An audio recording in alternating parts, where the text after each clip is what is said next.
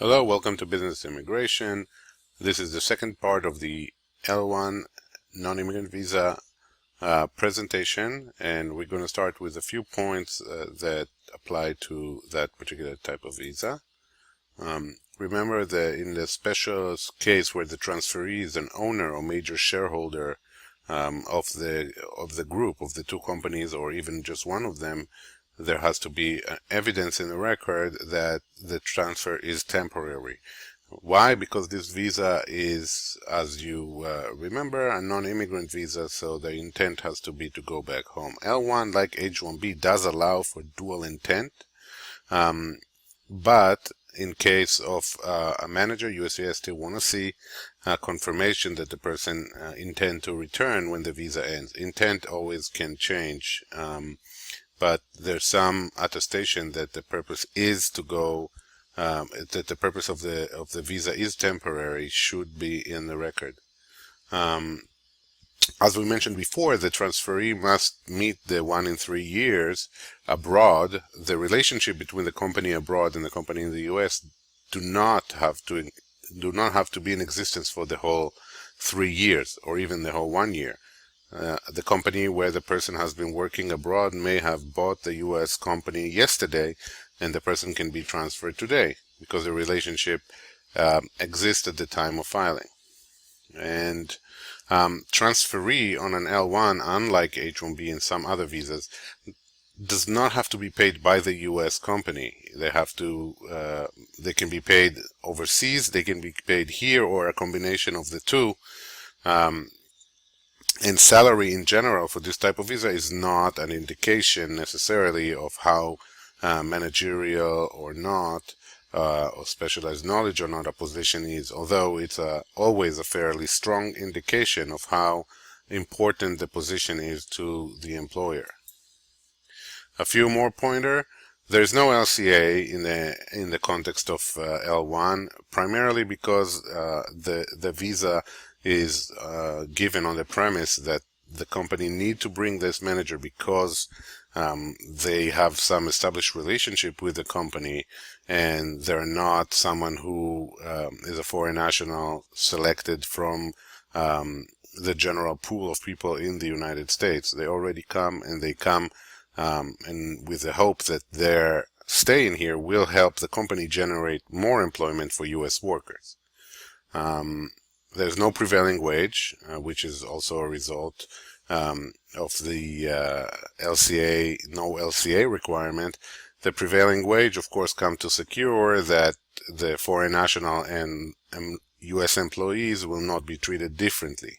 Here, this is not an issue necessarily because the person is a selected person who has established relationship within the group of companies. Spouse in L2 might obtain employment authorization, which is a very big relief to many spouses who wants to work, or some situation where the cost of living is very high and two incomes are required in order to keep the family going. The petition generally approved for 3 years if it's not a new office. And might be extended in increments up to 5 or 7 years, 5 for L1B, 7 for L1A. Time outside of the United States, like in H1B, is not counted towards the maximum admission.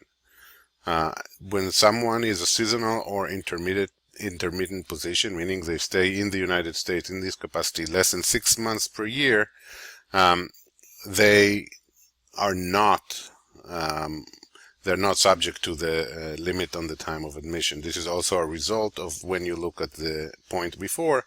If time outside doesn't count and the person is outside more than half the time, that is quite a good indication that the person will take a very long time, if ever, to reach the full time of admission. Another special element of the L visa is the blanket petition.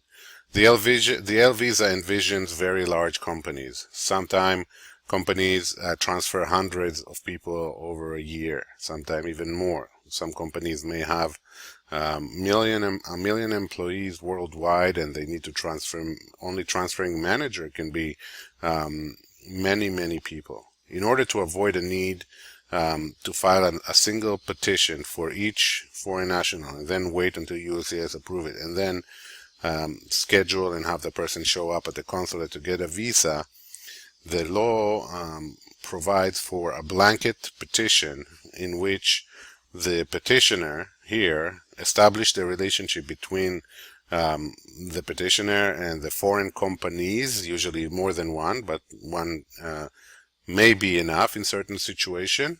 But as you see, a requirement is that there are usually 3 or more entities. There can be sometimes 2 U.S. entities and 1 foreign entity. So, but in most cases, there's U.S. entity and others. Now, there has to be a certain size in order to qualify for this. Of course, new office in the first year cannot get a blanket petition, and organizations that are not for profit cannot file a blanket petition either. Again, the L1 envisions mostly business. It is applicable to other type of organization, but not the blanket. And then the organization must meet one of the 3 listed requirements of revenue at a certain size, workforce at a certain size, or have sufficient amount of approved L1 visas within the last 12 months. Companies that meet those 3 requirements, the two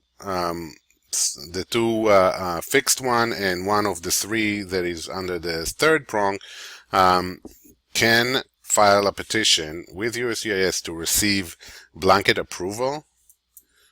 And then once that approval is given, the employees, the transferees, need only use a special form called I-129S plus the visa application, go to the consulate directly with copy of the approval, and obtain the visa at the consulate without the need to file with USCIS again.